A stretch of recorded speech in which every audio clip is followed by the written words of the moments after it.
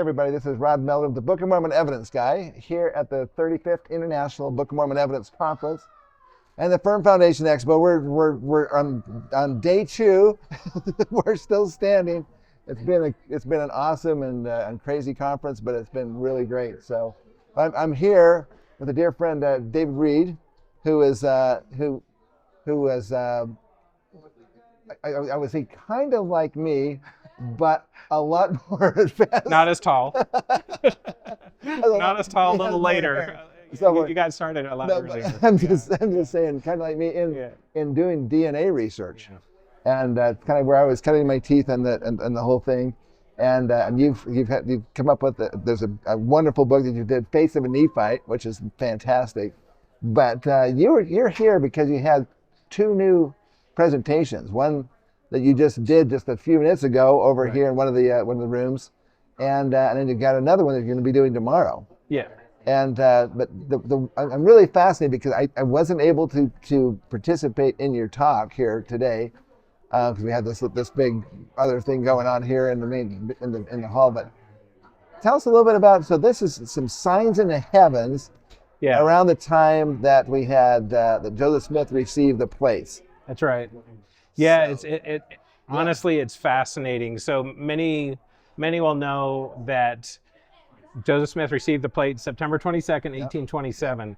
That turned out to be on Rosh Hashanah, or the Feast of Trumpets. Yes. And the Feast of Trumpets as a holy day, signifies the day of remembrance, the beginning of the end, a call to battle, new law, new covenants, all these things that really fit perfectly with what happened on that day. And so it's pretty clear that it was the prophesied fulfillment that the Day of Atonement was the Rosh Hashanah was pointing towards.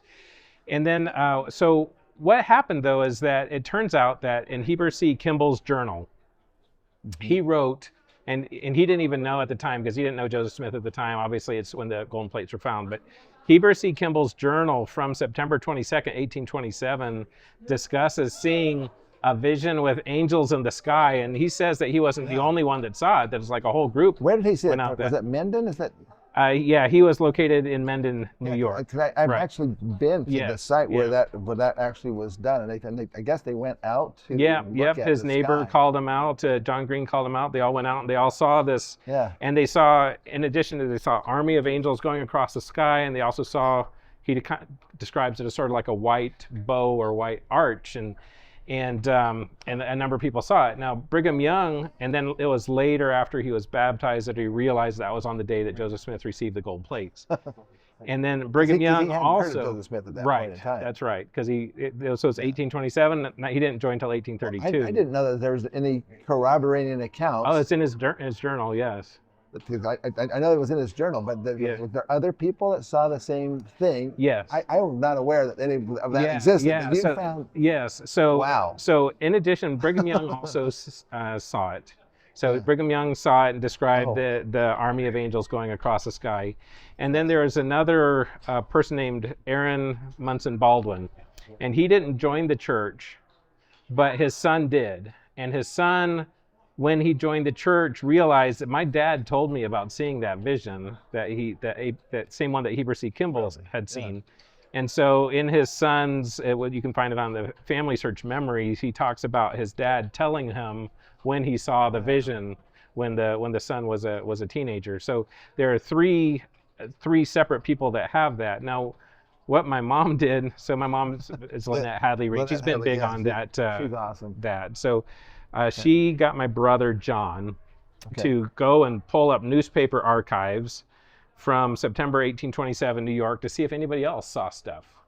And he found out that actually, so he kind of broadened the range a little bit, and he found that for a whole month time frame, there were a number of people who saw things in the sky, and a lot of them are described very similarly to what Heber C. Kimball saw. But what's really interesting is, so just like Heber C. Kimball, like I said, he saw this white arch, he saw these army of angels going across the sky. He said they're like all evenly separated and kind of march from the east to the west. Yeah. And what you have multiple people reporting into their newspapers that they saw this white arch in the sky, and then they describe them as pillars of light. They don't perceive or say that they're angels, but they describe pillars of light evenly spaced apart of different heights going from the east to the west.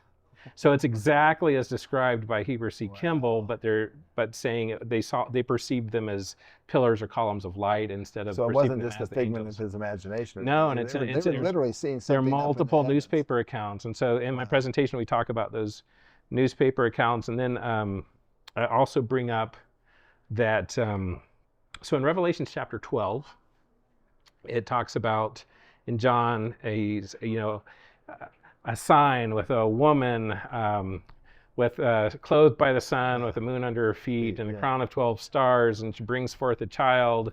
And some have interpreted that to be a particular alignment of the stars and celestial bodies, and it was going to occur on September. And it was going to occur on September 2017. And so there was Christian groups that were like pretty excited about that. What does that mean? Because it's like just fits the description of Revelation chapter 12. And there's an astronomer that works with the Vatican, and he said, well, don't get too excited. It is super rare, but it's not the only time it happened. Last time it happened was September 1827. And, nothing really happened then.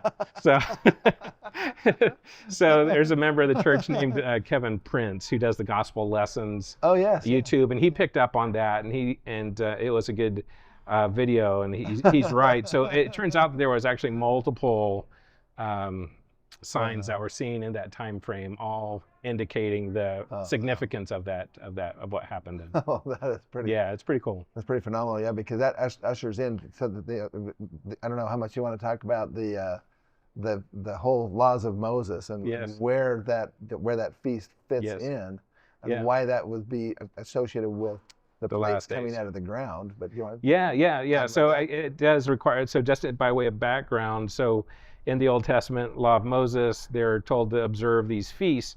These feasts all had symbolic aspects that teach of Christ, and the Passover is the obvious one for us. Passover is you kill the unblemished male lamb. It's a sacrifice, and Christ, when he was crucified, which we're happening around on Good Friday right now doing this, but when Christ, when he was crucified, it was at the time the Passover was celebrated. So the Passover, which is teaching of this sacrifice, he fulfills the sacrifice at the time that they're redoing the rituals of the, reteaching that.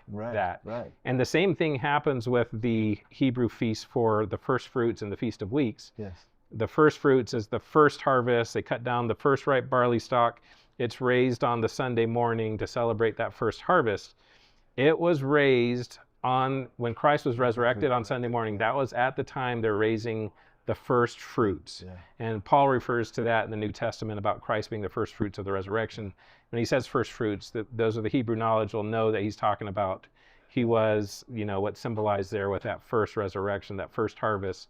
And then with the Feast of Weeks, that's where they celebrate the broader harvest.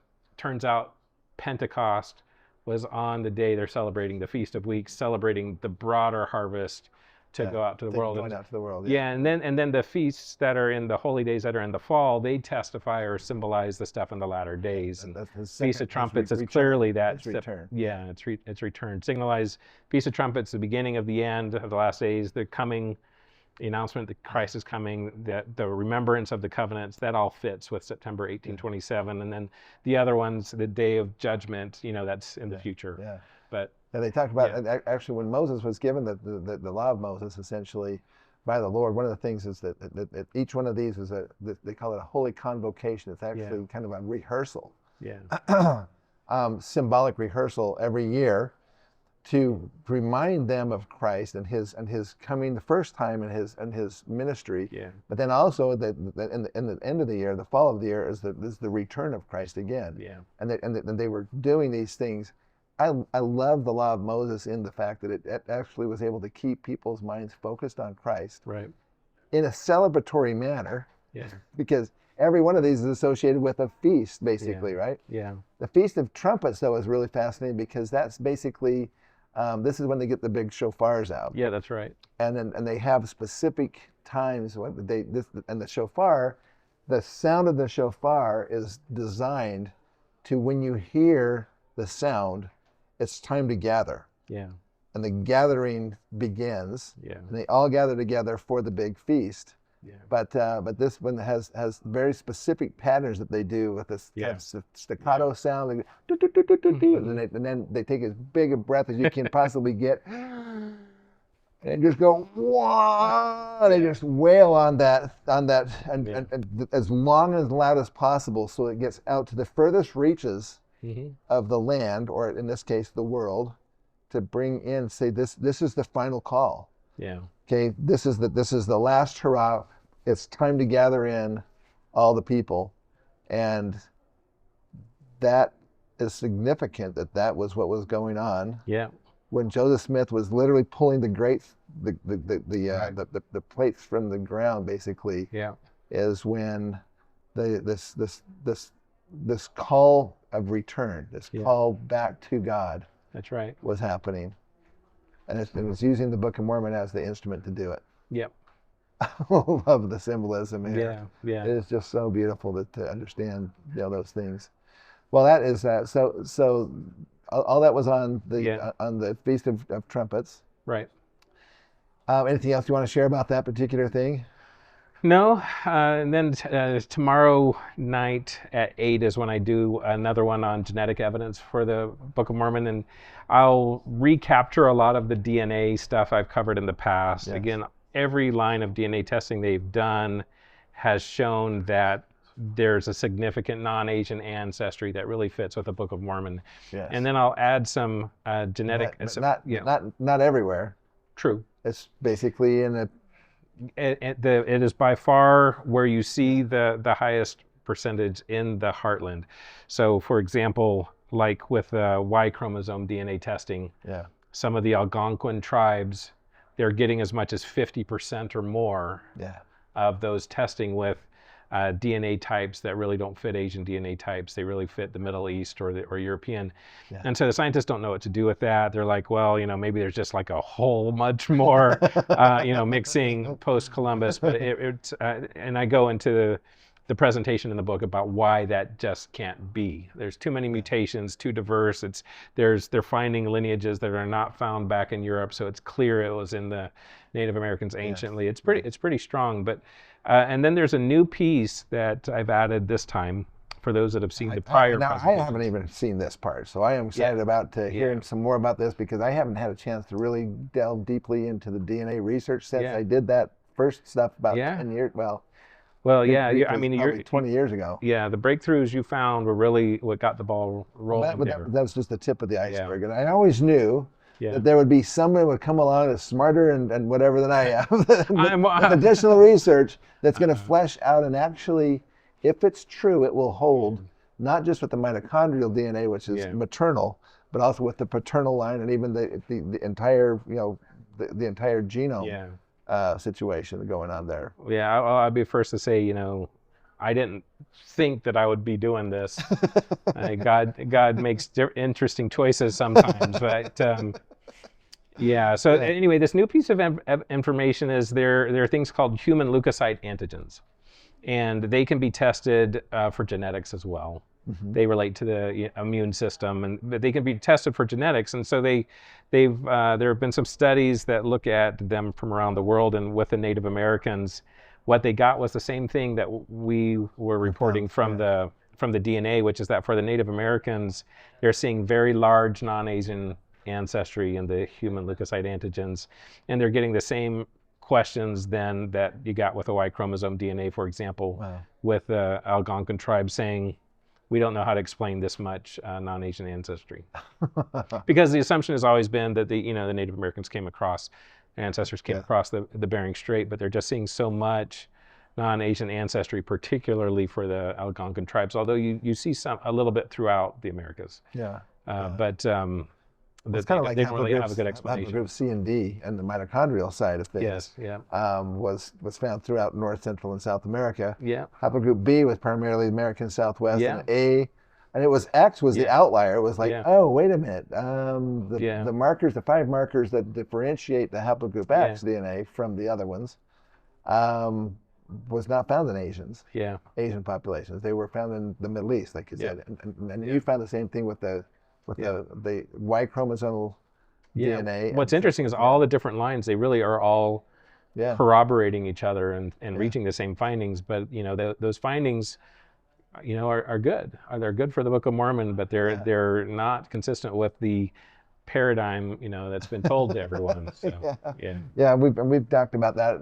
Probably the single biggest issue that I think that geneticists and so forth would have as far as linking the DNA that we're talking about with the Book of Mormon is the timing, the dating. Yes. Yeah.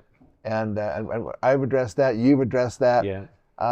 It is something that we're probably not going to change as far as that's concerned, but we can point out the fact that they have to basically move from empirical, observational dating methods to purely theoretical ones, and then apply a lot of assumptions to achieve the dating that they so badly want to have. Right. It seems like it, which is so weird that they scientists are usually more kind of dogmatic or more pragmatic, I should say, about that and say, hey, you know what, let's follow where the data takes us. But instead, because of the preconceived information, they take the data and basically not really manipulate it, but it's kind of like the old saying about that figures don't lie, but liars can figure. You can take the same data and interpret it in different ways. Yes. And that's what happens. Yeah. Yeah. So you're going to be talking about that tomorrow. Yep. Yes. Yeah. Well, this is going to be fantastic. Well, listen, I appreciate you coming all the way out here to Utah again. Yeah. This is how many times have you come out here now? Oh, many. Dozens. I love you do have a good excuse. It's an opportunity to with see your some mom. family as well. Yes, that's right. That's right. I do. I enjoy coming out to these. I always learn new things. I always meet new great people. I think it's a great thing you got going. Well, I sure appreciate your coming and supporting this, and especially for taking your time to do this and share this information. So, are you going to add this to the current Face of a Nephite book, or are you going to probably not? I would say there are a few things that have come in new since the Face of Nephite was written, but it's still correct. Everything in there is still correct. Yeah. The only thing is just a few additional things. Probably not worth it yet for a new edition, but maybe at some point. Well, it's kind of interesting because our good friend John DeLynn of Mormon Stories. He never did follow through with. 3 years ago he was challenging me to come on and do that with Simon Southerton and Thomas Murphy, both of whom have written articles and so forth against the Book of Mormon, and even books, in fact, in Southerton's case. Yeah. But when we said, hey, let's do it, but I said, but I want to have another guy with me this time. If you guys are going to gang up and have two, then we should have two, and let's have a civil debate. And they won't do it. Yeah. And I talked to. And it's too bad. It really could be a good. It really could be a good discussion. It really could be. Yeah. But it's not going to happen. I guess I tried to talk, or I guess he tried to talk them into it, and from what I understand from him, is they said they're not going to come.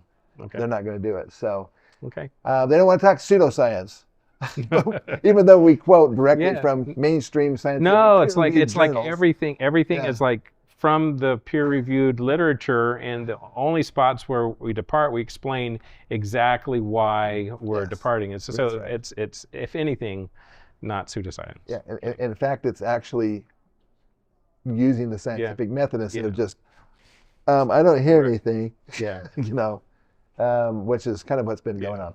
Anyway, listen, I want to thank you for doing this, and we want to make sure. Listen, this is just a quick little interview. If you want to see the entire presentation, go to our streaming website, and it'll be there. You can also. This is going to be if you're watching this on YouTube right now, then go ahead and hit the subscribe button. And we got all kinds of fantastic interviews with great people with have spent their lives actually studying these things out and have deep understanding of not only the science but also the gospel itself. Yeah, thank you, Rod. And we appreciate very much that. So again, hit the subscribe button. Go to our streaming website. We have over 1,700 presentations there. Several of them are on if you haven't seen the Y chromosomal DNA information, go to there because that's there. And we have, it's a wealth of information. Yeah. And thanks to you for being a part of that.